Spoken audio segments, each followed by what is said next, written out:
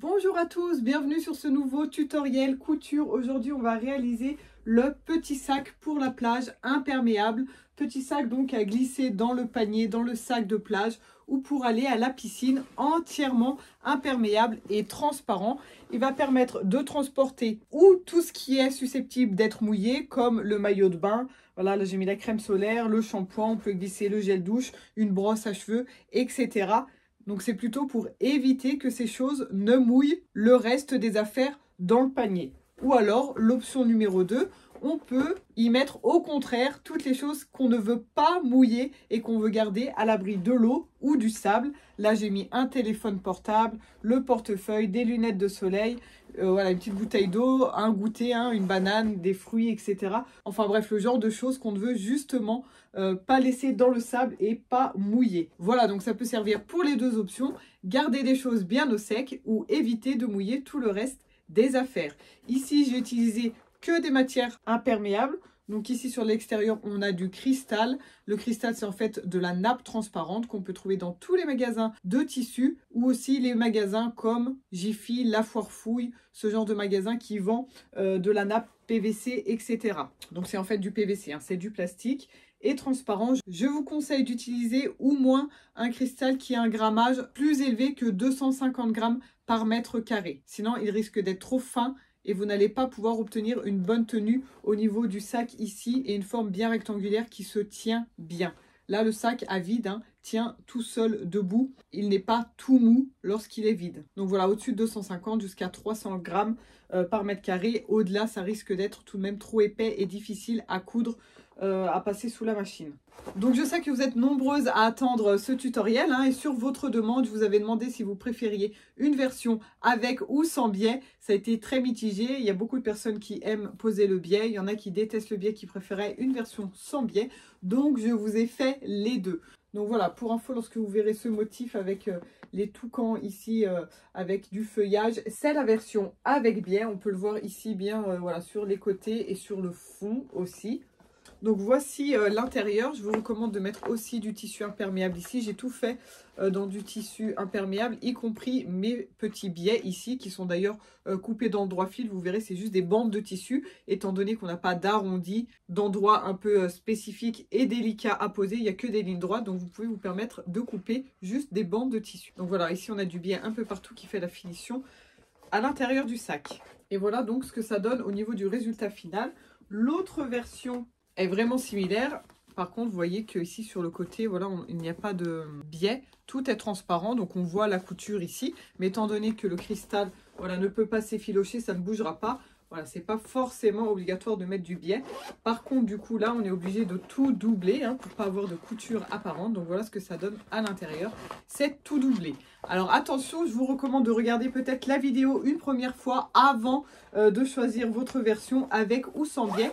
Parce que la version sans biais n'est pas si simple que ça. Il y a plusieurs étapes du coup qui sont plus simples et plus rapides ici avec le biais que la version sans biais. Parce que le fait d'éviter le biais du coup rend les choses un peu plus difficiles au niveau de l'assemblage ici de la doublure sur le haut. Dans tous les cas, que ce soit pour cette version ou l'autre, à partir du moment où vous utilisez du coton enduit, du cristal, etc., il va falloir vous munir d'un pied de biche en téflon. C'est pour éviter que le pied ne colle au plastique et du coup la machine, l'aiguille ne peut pas avancer. Donc l'idéal c'est d'avoir un pied en téflon, c'est le petit pied tout blanc. Si vous n'en avez pas, c'est aussi possible de s'en passer en posant une bande de papier de soie ou papier cuisson, un papier sulfurisé, et il va falloir coudre sur le papier et ensuite l'enlever. Et là, du coup, ça va permettre à la machine de pouvoir avancer même sur du plastique. Voilà, donc cette fois, pas de patron en format PDF mis à votre disposition, étant donné qu'il s'agit seulement de petits rectangles à couper rapidement voilà, sur son patron papier ou directement sur le tissu. Il n'y a pas de difficulté au niveau du patronage. C'est à vous de le faire en suivant mes instructions. Et vous pouvez aussi assortir votre joli sac avec la trousse à tongs ici pour y ranger sa paire de tongs à transporter avec soi cet été. Le tutoriel est en cours d'édition, donc restez bien connectés. Ce tuto sortira dans une petite semaine maximum. Allez, je vous retrouve tout de suite avec la pratique pour ce superbe tutoriel qui va vous suivre partout pendant vos vacances. Voilà, donc je rappelle que je vais faire ici la version avec biais. Et ici, avec la version toucan ananas, je vais faire la version sans biais.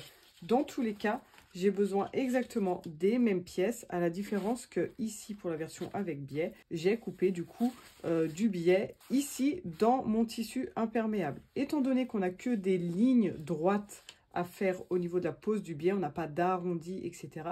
J'ai coupé ma bande de 4 cm au total, soit infini, dans le droit fil, d'accord? Je ne l'ai pas coupé dans le biais parce qu'on n'a pas besoin, voilà, de suivre des courbes, on n'a pas besoin d'avoir d'élasticité dans son biais, donc c'est du faux biais en fait, c'est juste une bande de 4 cm de large que j'ai coupé ici. Donc dans tous les cas, on a besoin des mêmes pièces. Pour chaque sac, peu importe s'il est avec ou sans biais, on a besoin de 2 fois cette pièce dans du cristal. Donc là j'ai coupé 4 fois du coup, étant donné que j'ai 2 sacs. Donc vous tracez un rectangle de 32 cm de hauteur sur 28 de large, un grand rectangle. Et dans chaque angle, vous pouvez retirer un petit carré comme ça de 4 par 4. 2 fois cette pièce. Et ensuite, 4 fois cette pièce pour chaque sac.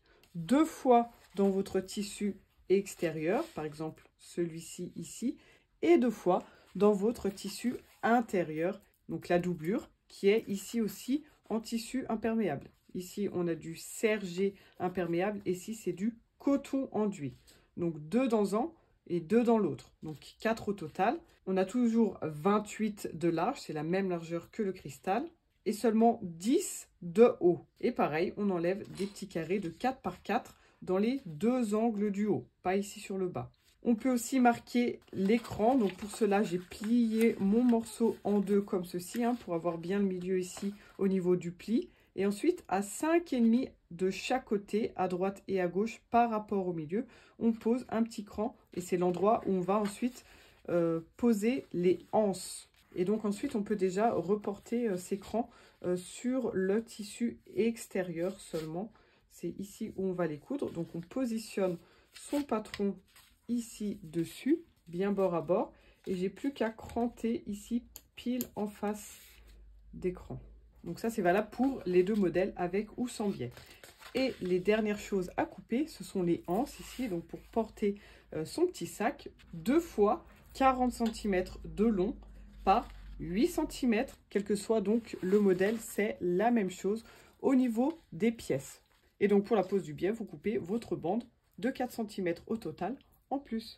Alors là, pour les anses, on va commencer par ça, que ce soit un sac ou l'autre, quelle que soit la version, on va plier comme ça notre bande en 2 et on va piquer ici sur le bord de haut en bas pour fermer la bande. Et on peut aussi fermer d'un côté pour pouvoir retourner facilement avec un petit tube et un bâton. On n'a pas forcément besoin que ce soit un tube fermé, mais c'est beaucoup plus rapide à faire comme ça. Donc après, vous pouvez utiliser bien entendu la technique que vous souhaitez pour retourner vos anses. Voilà, une fois que j'ai cousu mes bandes, je vais utiliser le tube comme ça, l'enfiler ici jusqu'au bout. Et du coup, je vais pouvoir pousser avec la petite baguette ici à l'intérieur pour retourner rapidement ma anse sur l'endroit. Je vais faire ça avec les autres. Et ensuite, pour chacune de mes bandes, je vais bien aplatir mes coutures comme ceci, le plus au plat possible.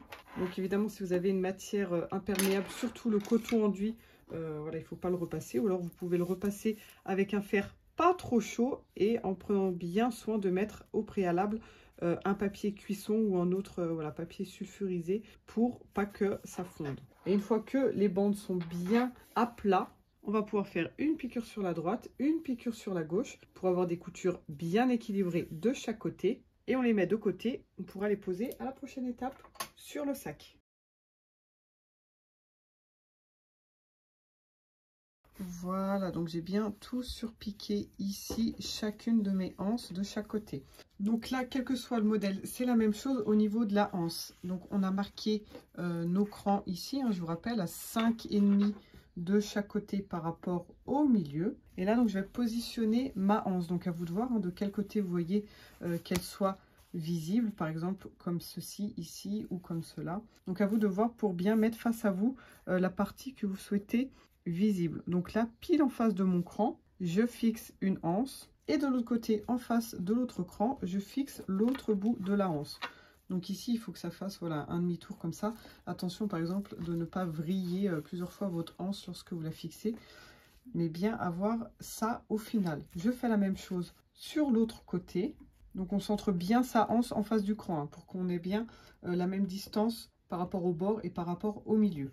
Et les deux morceaux ici doivent être pareil évidemment, hein, bien alignés. Et là je vais faire juste une piqûre ici au bord pour maintenir ma anse bien fixée. Et là je ferai exactement pareil pour l'autre sac aussi, c'est pareil dans les deux cas. Voilà, une fois que j'ai fixé toutes mes anses, je prends donc mon cristal. Donc je prends bien qu'une seule couche d'entre eux, hein. Donc pour chaque sac, je vais faire la même chose sur le dos et le devant du sac. Je vais positionner mon tissu principal ici contre le cristal en faisant correspondre ici les petites encoches et bien bord à bord. Et ici à 1 cm du bord par rapport au tissu principal ici, je vais marquer un cran 1 cm plus haut de chaque côté, sur la droite et sur la gauche. C'est la même chose pour la version sans biais sur les deux tissus. Ensuite, je désépingle et je vais piquer comme ceci. Je vais me mettre ici cran sur cran, mais cette fois mon tissu envers contre moi et l'endroit se trouve contre le cristal. Donc cran sur cran ici et cran sur cran en face. Voilà, avec biais ou sans biais, on fait la même chose. Et là, donc, je vais garder cette partie en cristal sur le haut, étant donné que le cristal, c'est celui qui a la meilleure tenue. Donc, du coup, sur le haut, on aura le cristal, le tissu extérieur, la doublure. Alors après, si vous ne voulez pas garder cette partie en cristal sur le haut, hein, vous pouvez couper votre rectangle sans cette partie ici qui correspond à la hauteur de la bande. Mais je pense que c'est bien de la conserver pour avoir la meilleure détenue possible et avoir vraiment cette forme rectangulaire et rigide. Donc là, je vais piquer à 1 cm du bord pour fixer ma partie tissu. Donc imaginons que ça soit le devant du sac. Je fais la même chose avec le dos. Voilà, donc là, j'ai fixé toutes mes parties. Donc ça, c'est la version sans biais. Et ici, c'est la version avec biais. Et vous voyez qu'on en est exactement à la même étape. Donc pour la version avec biais, on va déjà s'occuper de fixer notre doublure à cette étape. Pour la version sans biais, si vous ne souhaitez pas mettre de biais, on ne s'occupe pas encore de la doublure. Ça sera bien plus tard. Par contre, on peut déjà préformer. Ça va vraiment aider pour la pose de la doublure plus tard. On peut déjà préformer sa doublure. Donc, si c'est du coton enduit en plus comme moi ici, ça va bien, hein. On a juste à appuyer avec les ongles comme ceci. On peut s'aider du petit instrument repousse-angle comme ceci aussi pour bien appuyer ici à 1 cm et déjà préformer le pli. Donc si vous avez le biais, pour chacun des deux morceaux, c'est la même chose. On va fixer la doublure à l'intérieur. Donc là, j'ai l'extérieur du sac, hein. Je me retourne comme ceci du côté intérieur du sac. Et là, je vais positionner ma doublure endroit sur endroit par rapport à mon tissu extérieur. Comme ceci, donc c'est facile, c'est transparent. Donc là, je peux bien me mettre bord à bord au niveau de ma doublure ici. Je peux fixer par exemple sur les bords comme ceci. Et là, je vais piquer à 1 cm comme je l'ai fait tout à l'heure. Donc tant qu'à faire, ce qu'on peut faire aussi, c'est se remettre de l'autre côté ici. Comme ça, on voit la piqûre faite précédemment et on peut piquer exactement sur la même couture pour être sûr de piquer au même endroit et pour être sûr d'avoir une jolie piqûre lorsqu'on va rabattre nos deux tissus de part et d'autre ensuite comme ça. Et on fait donc la même étape sur nos deux parties ici, c'est-à-dire que je vais positionner ma doublure comme ça, à cet endroit aussi, et piquer de ce côté. Voilà, donc une fois que c'est fait, on peut déplier nos deux parties vers le haut comme ceci. Ça, c'est l'intérieur du sac. Et là, c'est l'extérieur. Évidemment, les anses seront rabattues vers le haut comme ça et fixées ici de part et d'autre. Donc, ce qu'on peut faire déjà, c'est se mettre bien bord à bord ici en haut, aligner tous ces tissus et faire une piqûre de maintien ici en haut. Comme ça, on est sûr que voilà, ça bouge pas et que toutes les matières sont alignées comme ça vers le haut, prises en sandwich. Donc, pour les deux côtés. Là, je parle que de la version avec biais, évidemment, puisque l'autre n'a pas encore sa doublure. Voilà, du coup, le fait d'avoir fixé les parties en haut ici, ça nous permet d'avoir une jolie délimitation ici entre le dos et le devant. Et je vais pouvoir faire une surpiqûre ici au bord pour bien fixer les deux matières de part et d'autre. Et ça va déjà servir à fixer un petit peu mes anses vers le haut aussi. Voilà, donc je pique ici à la limite et je fais la même chose ici avec la anse vers le haut.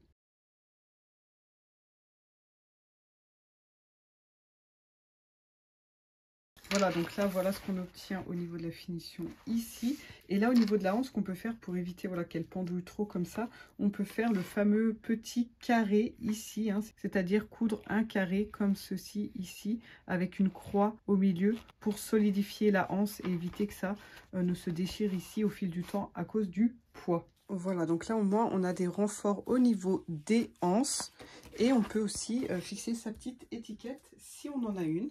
Et là, à ce niveau-là, on va pouvoir passer à la fermeture à éclair pour la version avec biais. Pour la version ici sans biais, on peut faire la même chose que tout à l'heure, à savoir juste fixer la partie du haut ici avec le cristal. Voilà, faire une petite piqûre ici de maintien pour maintenir cette partie vers le haut. Et ici, comme pour l'autre, on met nos anses vers le haut ici, mais on va pas faire cette piqûre tout de suite ici, étant donné que l'assemblage avec la doublure aura lieu plus tard. On peut juste quand même fixer nos anses vers le haut et faire le fameux petit carré ici de maintien, comme on a fait ici pour le premier modèle. Donc on fait une petite piqûre ici au bord sur le bas, et on monte en faisant un carré ou un petit rectangle hein, et une croix à l'intérieur. Donc là, on en est à la même étape. On a les anses qui sont fixées, la partie extérieure fixée aussi. Et dans le cas où on a l'option biais, on a aussi donc la doublure déjà ici à l'intérieur. On va passer maintenant à l'étape de la fermeture à glissière. Dans le cas où vous avez déjà vos doublures, donc avec finition biais, on peut fixer un biais ici pour faire une jolie finition ici sur le haut. Et ensuite, on viendra fixer la fermeture à glissière ici sur le bord du biais. Donc là, on peut le faire en deux étapes. Déjà, là, je peux voilà, rectifier un peu et faire en sorte à ce qu'on ait toutes nos matières bien alignées. Si ça dépasse un petit peu, on coupe. Je vais fixer mon biais comme ceci dans un premier temps sur l'envers. Donc, je pique dans mon pli. Une fois qu'on a piqué ici sur l'envers, on retourne. Donc là, je coupe ce qui dépasse. Hein. Je rabats mon biais comme ceci. Et je vais piquer cette fois-ci ici, juste au bord du pli pour fixer sur l'endroit. Voilà ce qu'on obtient comme finition ici sur le haut. Je fais la même chose sur l'autre côté. Alors on change son pied de biche pour mettre le spécial fermeture à glissière ici. Et on va s'occuper donc de la pose de la fermeture dans les deux cas. Donc la version avec biais où j'ai justement le biais qui fait la finition ici sur le haut. Je me pose contre la fermeture à glissière comme ceci. Le biais vient buter contre les rails et je vais faire une piqûre ici sur mon biais pour prendre la fermeture en même temps. Au niveau de la taille de la fermeture à glissière, 25 cm suffisent. Donc je fais ça d'un côté, ensuite je positionne mon autre morceau pile en face et je fais pareil de l'autre côté.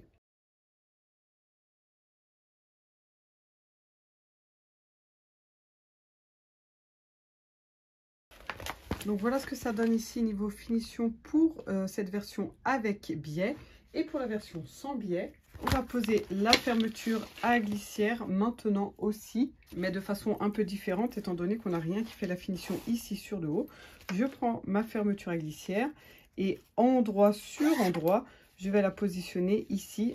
Alors étant donné qu'on a 25 au niveau de la fermeture à glissière, on peut se permettre de voilà, laisser dépasser ici au niveau de l'extrémité pour éviter d'avoir la partie métallique.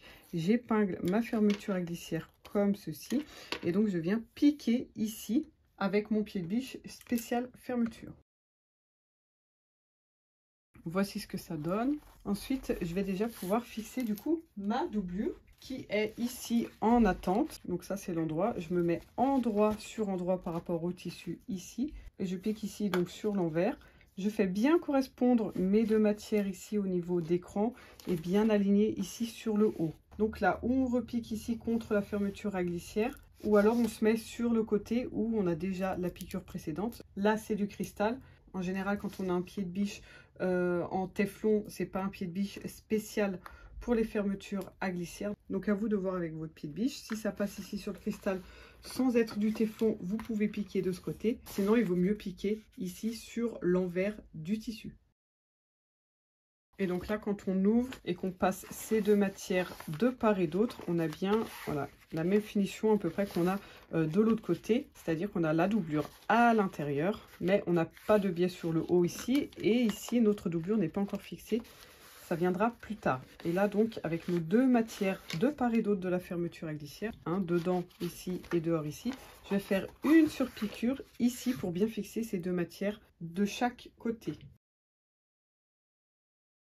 Voilà ce que ça donne. Et maintenant, je vais faire exactement la même chose de l'autre côté. Alors, pour l'autre côté, attention de bien se mettre ici face à face pour pas avoir un sac décalé au final. Donc, je me mets bien bord à bord ici au niveau de mes matières. Et je fais exactement la même opération. C'est-à-dire piquer mon tissu principal et ensuite piquer la doublure. Voilà, encore une fois, on arrive à peu près à la même étape, c'est-à-dire qu'on a dans les deux cas sa fermeture à glissière qui est posée. Maintenant, on va faire la même chose. Pour les deux, c'est-à-dire qu'on va sécuriser la fermeture à glissière. Donc, je vais piquer ici sur la fermeture à glissière pour éviter que le curseur, en fait, quand on l'ouvre, il ne passe de l'autre côté et que ça s'ouvre tout. Et là, je vais ouvrir le curseur et sécuriser aussi ici en cousant ici au bout sur les rails de la fermeture, pour qu'elle soit bien bord à bord et pas un peu ouverte ici. Et pour qu'ensuite, lorsqu'on assemble le reste du sac, que ça ne s'ouvre pas, ça ne s'écarte pas. Donc on pique ici et on fait la même chose. Ici, voilà, on ouvre, on pique là. Bien sur la fermeture à glissière, c'est surtout important, surtout pour cette version sans biais. Il ne faut pas déborder ici, mais vraiment piquer que ici sur la partie jaune de la fermeture à glissière. Et ici aussi au bout. Et ensuite, on va couper tout ce qui dépasse des deux côtés. Voilà, donc là j'ai bien fait des piqûres de part et d'autre, et je coupe tout ce qui dépasse ici. Et si on a besoin, voilà, par exemple à ce niveau là, de rectifier un peu, j'ai beaucoup de doublures qui dépassent ici, on peut le faire aussi et faire en sorte ici au niveau de l'encoche que tout corresponde au niveau des petits rectangles de 4 cm ici. Donc là, si on veut, on peut mettre une petite languette comme ça, du côté pas curseur de l'autre côté, pour faire la finition du sac. Donc là, j'ai pris une bande de 10 cm par 8. On la plie comme si c'était un biais, c'est-à-dire qu'on la plie vers nous comme ça, de part et d'autre. Et ensuite, on replie comme ça. Et là, on fait une piqûre à gauche et à droite pour obtenir ça. Donc, et là, on peut la plier en deux et la fixer ici sur la fermeture à glissière, comme ceci, vers l'intérieur et non pas comme ceci vers l'extérieur. Donc là, je vais la fixer avec une petite pince et je vais faire juste une petite surpiqûre ici, juste pour la fixer en attendant. Pour la version sans biais, c'est pareil.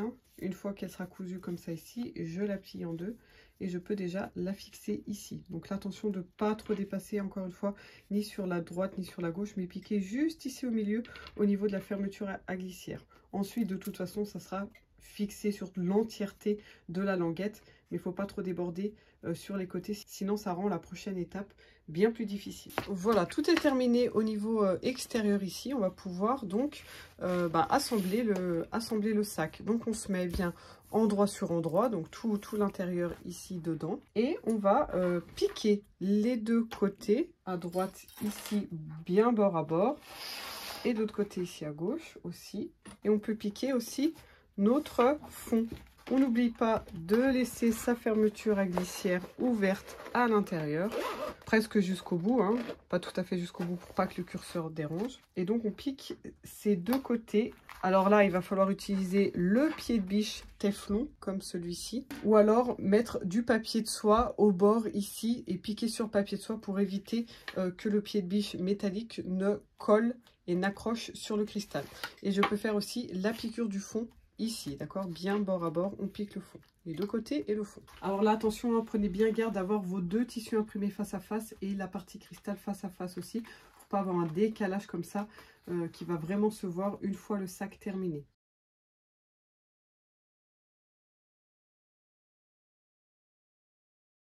Donc voilà, une fois qu'on a tous nos côtés et le fond, avant de refermer ici les petits décrochements pour former les angles, la forme rectangulaire, on va poser donc du biais sur les côtés et sur le fond. Alors sur le fond, il n'y a pas du tout de tissu comme ça, donc à la limite, on peut se permettre peut-être de ne pas en mettre en bas. Mais bon, tant qu'à faire, si on en met sur les côtés, autant en mettre aussi en bas, ça fait quand même plus joli. Donc là, je vais piquer comme tout à l'heure hein, pour la fermeture à glissière. J'ouvre mon biais, je pique dans le pli. Ensuite, j'enlève tout ce qui dépasse. Ensuite, je me mettrai de l'autre côté. Je vais rabattre mon biais ici et repiquer sur le pli pour le fixer. C'est exactement pareil que ce qu'on a fait pour la fermeture à glissière ici. Voilà ce que ça donne au niveau finition ici pour le biais. Et donc là, je fais le côté droit et le côté gauche. Voilà donc ce qu'on obtient à partir de ce moment où on a cousu tous les côtés ici et le fond avec la finition au biais. Et maintenant, je vais ouvrir ici chaque partie où on a le petit décrochement. Et là, donc bien biais face au biais. Donc ce qu'on peut faire là, c'est un coucher un d'un côté et coucher l'autre de l'autre côté. Je vais piquer donc à 1 cm d'ici jusqu'au bout. Et de l'autre côté, pareil. Donc, si vous avez couché votre biais, voilà, d'un côté, par exemple, ici, il est couché comme ça. Faites bien en sorte de coucher celui-ci comme ça aussi, et pas de l'autre côté pour pas que ça vrille. Comme ceci, et l'autre de l'autre côté comme ça. Et là, c'est exactement la même chose. Je pique aussi à 1 cm comme ceci. Et ensuite, je ferai la même chose ici avec le haut. Donc là, on regarde bien. Donc là, mon biais est couché par là. Hein. Donc ici, sur le haut, je vais le coucher par là aussi. Donc ça fait pas mal d'épaisseur. Il nous faut une grosse aiguille et pareil, on pique ici pour fermer en haut, d'un côté ici et de l'autre ici. Voilà, une fois que c'est fermé de partout ici, si besoin est d'équilibrer un petit peu, on n'hésite pas à couper comme ça pour avoir bien une ligne droite et pas trop grande, hein, un petit centimètre maximum pour pouvoir poser le biais assez facilement.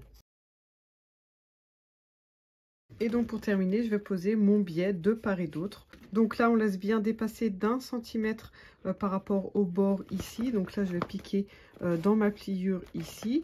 Je laisse dépasser 1 centimètre ici aussi. Et ensuite, avant de rabattre comme ceci, de faire la deuxième piqûre, je vais bien plier mon biais sur les deux extrémités ici au début. Et je ferai pareil à la fin, comme ceci, pour pouvoir piquer ensuite ici et faire la finition. Voilà, donc là j'ai posé mon biais à chaque extrémité ici, et grâce à la fermeture ici, hein, on n'oublie pas de laisser la fermeture ouverte, on retourne tout son sac par l'ouverture. Voilà, alors je suis sortie un peu du cadre de la caméra parce qu'à bout de bras, c'est difficile de retourner autant de matière. Et voilà, une fois que c'est fait, on pousse bien dans les angles. Et là, vraiment, c'est facile de pousser parce que du coup, c'est tellement rigide, ça se fait tout seul. Et on a donc terminé ici la version du sac avec biais. Et on voit que voilà, à l'intérieur, c'est tout joli, c'est tout bien fini. L'idéal, évidemment, c'est de mettre du biais imperméable, hein, étant donné que le but de ce petit sac, c'est qu'il soit tout imperméable. Et là, voilà, le sac est terminé. Et là, pour le coup, avec toutes les épaisseurs, le cristal, etc., il tient vraiment très bien debout. Il a une super tenue. Et encore plus, évidemment, quand on l'aura rempli avec son shampoing, etc. Et maintenant, on regarde. J'espère que vous appréciez ces tutos spécial été ici sur ma chaîne YouTube et que vous allez pouvoir réaliser des jolies créations qui vont vous accompagner dans vos vacances à offrir ou à s'offrir à soi-même.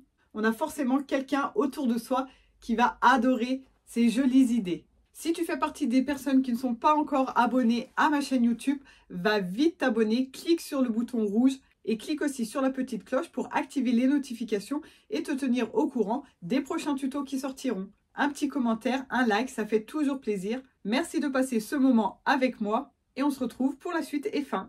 Voilà, alors ici on en est là et ce que je vais faire maintenant, c'est un peu comme un sac classique, hein, quand on fait un sac doublé, on se met endroit sur endroit au niveau de la partie tissu extérieur et endroit sur endroit au niveau de la doublure. Donc là, je vous rappelle qu'on a préformé un pli tout à l'heure, donc c'est important que ce pli soit bien fait ici et que lorsque l'on pique, hein, ça soit déjà retourné comme ceci. Donc là, je vais épingler ma doublure, donc doublure contre doublure comme ceci, et là je vais piquer à 1 cm des deux côtés. Et là, je vais piquer endroit sur endroit aussi la partie extérieure, c'est-à-dire imprimé sur le haut et cristal ici sur le bas. Attention de ne pas refermer le bas ici, on s'en occupe pas pour l'instant. Là, on fait que les côtés. Et là, comme pour l'autre, hein, on fait bien correspondre imprimé face à imprimé et cristal face à cristal pour pas obtenir ensuite quelque chose de tout décalé comme ceci.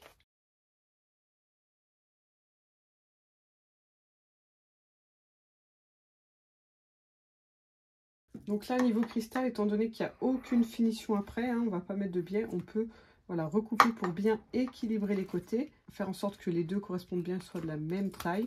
Ensuite, on va pouvoir fermer ici le haut, donc séparément. Hein. Là, on n'a pas de choix, vu qu'on n'a pas de biais. On va devoir fermer dans un premier temps la partie extérieure, donc tissu imprimé cristal. Si possible, on ouvre nos coutures ici. Une fois ouverte, la couture doit être pile en face de la fermeture à glissière. On peut mettre une petite pince ici. Donc là, je pique du bord ici jusqu'au bord avant d'arriver ici à la fermeture à glissière, là où on a le pli de la doublure. Je ne prends pas la doublure, j'arrête, je fais un nœud, je passe la doublure de l'autre côté, je reprends ici après la doublure, bien dans le pli, et je pique jusqu'au bout ici de mon décrochement. Et je fais bien évidemment la même chose ici de l'autre côté, toujours couture ouverte ici, je pique de façon à ce que la doublure ici soit indépendante. Voilà ce que ça donne, hein. C'est piqué ici jusqu'à la doublure, ensuite là c'est pas piqué, et c'est piqué après la doublure jusqu'au bout ici. Et maintenant je vais faire la même chose avec la doublure, c'est à dire que je vais la plier comme ça de façon à fermer le petit décrochement ici. Je vais piquer que sur la doublure, de la pointe ici jusqu'à la limite ici, je m'arrête et je fais la même chose de l'autre côté, à droite et à gauche. Voilà, donc là on a bien nos deux parties cousues indépendamment. On voit bien qu'on n'a pas la doublure de prise avec le tissu extérieur. Par contre ici du coup c'est pas cousu au niveau de la fermeture à glissière. Donc ce qu'on va faire c'est mettre toutes ces matières, voilà, les unes sur les autres. Donc là on rabat bien vers le bas, hein.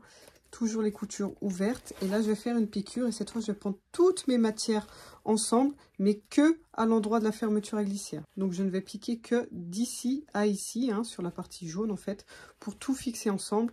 Et là ça doit rester indépendant au début et à la fin. Donc je pique ici au milieu et pareil de l'autre côté, juste ici au niveau de la fermeture à glissière. Voilà, on va pouvoir presque terminer ici au niveau des étapes de cette version. Ici, je peux enlever quand même voilà, tout ce qui dépasse au niveau matière. Ça évitera qu'il y ait trop d'épaisseur sur l'intérieur. Donc, je coupe ici tout ce qui dépasse, pas trop près de la couture non plus. Ici, c'est ouvert. On ouvre aussi sa fermeture à glissière. Hein, ça facilitera les choses pour après. Et là, donc, quand on rabat sa doublure, on voit qu'il n'y a rien au niveau des valeurs de couture, c'est tout bien doublé et il n'y a rien d'apparent. Donc là on a notre petit pli, hein, je vous rappelle, qui va servir à faire la finition. Donc là je l'ai bien spécifié, je me suis rendu compte au cours de la vidéo que si on coud jusqu'en bas ici, après le tube ici est bien trop étroit pour pouvoir passer dans la machine à coudre comme ça. Donc à l'étape précédente, ça sera noté à l'édition de la vidéo, il ne faut coudre que sur environ 4-5 cm ici, après la limite de l'imprimé avec le cristal. Comme ça, ici, on va pouvoir positionner donc sa doublure qui est déjà pliée, hein, de façon à ce qu'on ait une jolie finition à l'intérieur. Et donc là, je vais enfiler tout ça dans la machine à coudre pour pouvoir piquer ici, donc ici sur mon tissu extérieur, sur l'ananas, de façon à ce que ça prenne en couture la doublure ici déjà pliée. Donc vu que c'est transparent, on va pouvoir voir si on dépasse ou pas à ce niveau-là, au niveau de la doublure. La doublure ne peut pas dépasser ici la partie transparente, sinon elle va se voir sur l'extérieur. Dans un premier temps, on tire bien dessus ici pour qu'elle vienne à la limite ici avec le tissu principal. Donc les anses, il faut bien qu'elles soient à l'extérieur, hein. Et là, au fur et à mesure que j'avance, je peux voir la limite entre la doublure et le tissu extérieur, étant donné que c'est tout transparent. Donc j'avance et je règle au fur et à mesure ici ma doublure de façon à ce qu'elle ne dépasse pas vers la partie transparente et qu'elle ne soit pas non plus trop haut au niveau de l'intérieur.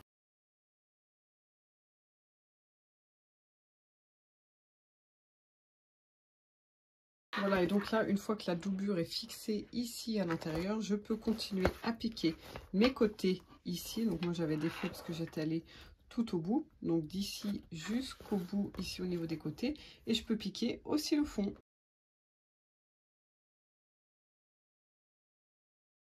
On laisse bien la fermeture à glissière ici ouverte, et là on va pouvoir refermer le sac, donc en faisant une couture comme ceci qui va fermer et former le fond du sac ici. On fait ça des deux côtés. On peut coucher son biais d'un côté et l'autre de l'autre pour éviter les surépaisseurs. On coupe bien tous les petits fils au bout ici pour pas qu'on les voit à l'intérieur ensuite. Et on fait bien un nœud au début et à la fin. Voilà, une fois que les fonds sont faits, on n'a plus qu'à retourner. Alors tout comme l'autre, hein, je vais avoir du mal à le faire ici à bout de bras parce qu'il y a pas mal d'épaisseur et ça colle un petit peu. Et on tourne tout et on pousse bien dans les angles pour les faire ressortir. Ça se fait tout seul et c'est terminé. Et voici ici ce que ça donne. On obtient vraiment voilà, le même sac, mais ici donc tout transparent à l'intérieur.